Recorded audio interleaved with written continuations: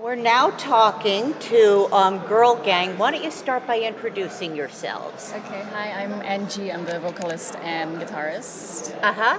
I'm Akbar. I'm the bass player. Uh huh. I'm Edo. I'm the guitarist. Wonderful.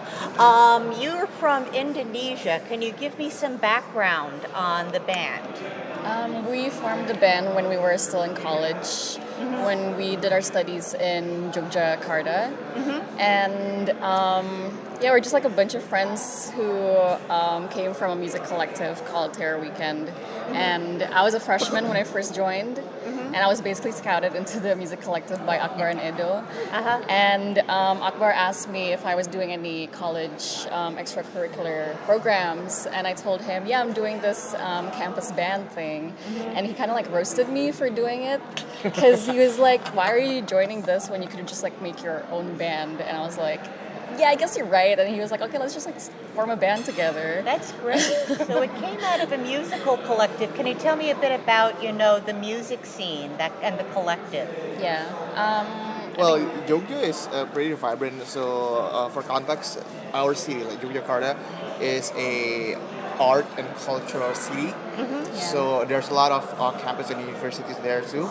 And yeah, a lot of things going on. Like for us with Terror Weekend, we usually book local touring bands like from Jakarta, Bandung, or any other city in Indonesia to play in our city for like a bit of college party kind of thing. So yeah, and in another side of Jogja, you can see all this art exhibition basically everywhere. So yeah, there's a lot of things happening. The scene is thriving. A lot of people doing Incredible stuff. yeah, Experimenting a lot. Yeah. a lot of bands Lot of coming in shows, like a every lot of- week. A lot of shows. A lot of collectives. Yeah, it's a really great environment to be to work in the arts and music, I guess. Yeah. Yeah. And I think people tend to forget Indonesia is a pretty huge country with yes. a lot of, Insanely big, yeah. different aspects to Right. it. Yes. Yeah. For example, like so we do our thing in the Pulau Jawa, so it's Javanese island. But in another island, like Sumatra and Kalimantan, there's also like Has hardcore its and punk own scenes. thing, Yeah, it has their yeah. own thing. And because Sumatra is closer to Singapore and Malaysia, so it's like a common thing for them to go for a tour to Singapore, Malaysia, Philippines, and then Bangkok, some things like that. And yeah, It's a they lot have their more own accessible, thing. yeah. Yeah, and they have their own things. Like it happens like everywhere in Indonesia nowadays. Yeah.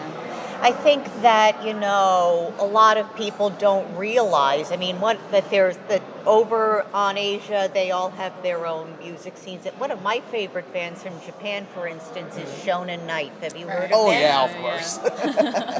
We love them too. Yeah. And do you ever find yourself, meeting people from different parts of the country or different Asian countries?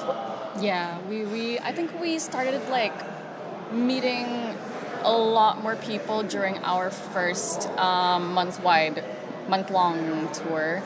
Back in 2018, we visited a lot of cities, especially in Indonesia, like smaller towns that are rarely visited by like prominent bands. And we met so many people, and we connected with them, and we met their local bands as well, and we met artists from Singapore and Manila and so many other people. It was quite weird because like wow, it's a whole new world, and as like early 20-something kids, we were also like excited to do this and experience all of this. Yeah. Have you ever played in the U.S. before? No, It's our my first time. Uh-huh. Yeah. And what's been your impression of the country and the audiences so far? It's been so good there. It's been good, yeah. The barbecue is really good though. People, Good. people are great. Everything's so big. Everything's fun sized. Well, especially in Texas. Yes, yes. But yeah, everyone's really helpful. Like we almost we played 3 times in South by, and Yesterday, 2 of it we sold out all of merchandise, and it's really helpful for us because it is kind of DIY touring. Like merch money.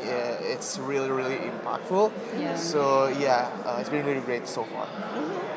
I'm wondering, what were some of the artists who've influenced you? Oh, plenty. Uh-huh. Plenty. But when we first started doing this band thing, Akbar and I connected over the Stone Roses. Oh, yeah, Yeah. they were great. Yeah. Yes, and I guess like over time with our Spunky album, we were influenced by Sleater Kinney, a bit of Bratmobile as well. Uh-huh. Yeah, Yeah. so a lot of mostly '90s bands. Yeah, Yeah, band like mostly 90s Tallulah bands. Gosh, Yeah. Heavenly, kind of stuff. Yes, and a bit of doo-wop and '60s girl group, I guess. Uh-huh. Angie, I have a question for you. Yeah. You mentioned Bratmobile and Sleater Kinney, you know, the female groups. Are there a lot of female rock musicians, you know, like yourself, you know, Yeah. picking up instruments in Indonesia? Yeah, there's plenty. I feel like it's been on the rise since like the 90s as well, Yep. right? Yeah.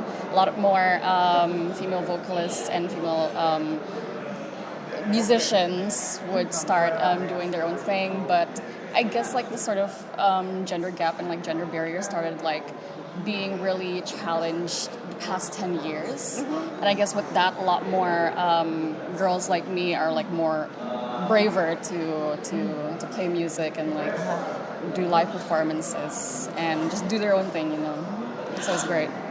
What are your plans after the festival? What do you have planned? After this South by, Like Yeah.